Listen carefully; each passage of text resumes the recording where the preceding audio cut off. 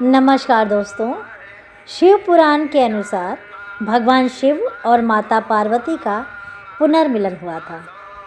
एक बार भोलेनाथ ने माता पार्वती को उनके पुनर्जन्म के बाद याद दिलाने की तीज की कथा सुनाई थी।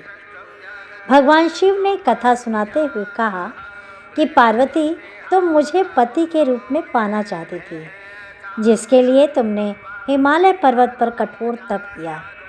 तुमने सर्दी, गर्मी, बरसात आदि सभी कष्टों को सहा। इसे देखकर तुम्हारे पिता बेहद दुखी थे। एक बार भगवान विष्णु के कहने पर देवर्षि नारद तुम्हारे घर गए और उन्होंने तुम्हारे पिता से कहा कि विष्णु भगवान आपकी पुत्री से विवाह करना चाहते हैं। आपकी क्या राय है?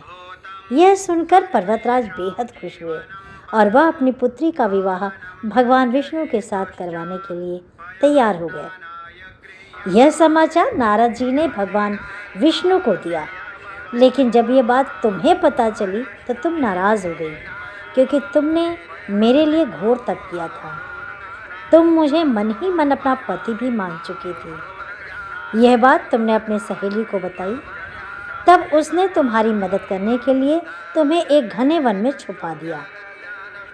वह वन ऐसा था जहाँ तुम्हारे पिता कभी भी नहीं पहुँच सकते थे। इस वन में तुम लगातार तप करती रही।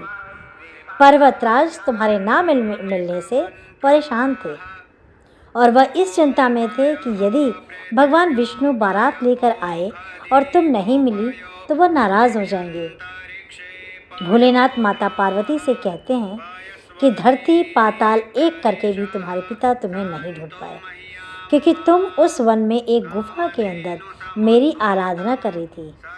तुमने रेत का एक शिवलिंग बनाया था और तुम्हारे तप से प्रसन्न होकर मैंने तुम्हारी मनोकामना पूरी करने का विचार किया। इस बीच तुम्हारे पिता तुम्हें खोजते हुए गुफा में पहुंच गए। तुम्हें वहां देखकर पर्वतराज बेहद खुश हुए और तुमने अपने पिता से कहा कि तुमने मुझे अपना वर चुना है। इसके लिए वह घोर तप भी किया है। आज यह तप इतना सफल हो गया है कि भोलेनाथ ने मेरा वरण कर लिया है।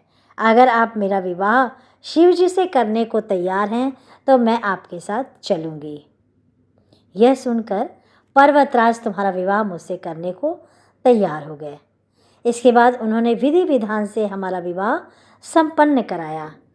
पार्वती, जिस तरह तुमने यह मेरा कठोर व्रत किया और हमारा विवाह संपन्न हुआ, उसी तरह यदि कोई स्त्री हरितालिका तीज का व्रत पूरी श्रद्धा और निष्ठा से करेगी तो मैं उसे मनोवांछित वर प्रदान करूँगा, अखंड सौभाग्य वरदान दूंगा।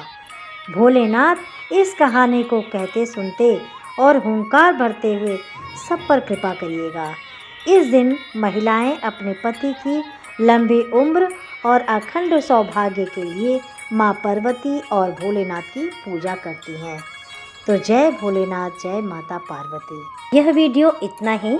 अगर आपको वीडियो हेल्पफुल लगी हो, अच्छी लगी हो तो ज़रूर सब्सक्राइब करिएगा, लाइक करिएगा, कमेंट्स करिएगा। तब तक के लिए नमस्कार।